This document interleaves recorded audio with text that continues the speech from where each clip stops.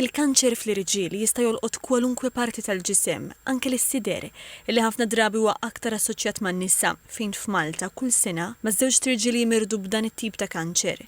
Iżda meta jaffettwa l-organi sesswali bħal fil-każ tal-prostata, it-testikoli jew il-pene, l-impatt ikun akbar, mhux biss fuq il-ġisem imma anke fuq l-identità maskili u l-ħajja intima. But this affects in reality the life of the patient, of the men, because they don't live alone. They have partners, they have family, they have children, and this cancer is involving their thinking of living together, of intimacy, because they will be afraid that they will fail in what is seen as a true male performance, having an erection.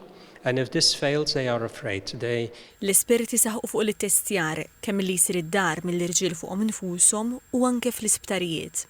Prostate cancer, it's an easy blood test. It's not a rectal examination, so men should not be afraid. It's simply an organization that does the test and reports to them on how we go further.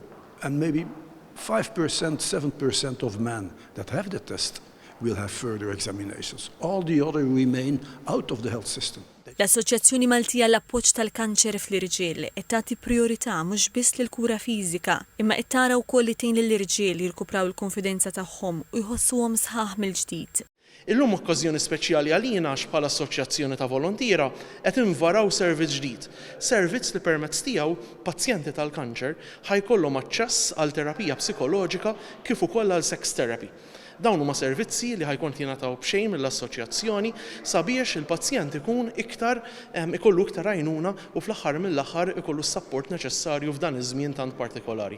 Temmew jgħidu li l-ġlieda kontra l-kanċer mhijiex biss medika imma wkoll umana u l-appoġġ emozzjonali, id-dialogu miftuħ l-edukazzjoni pubblika qed jiġu rikonoxxuti bħala pilastri importanti.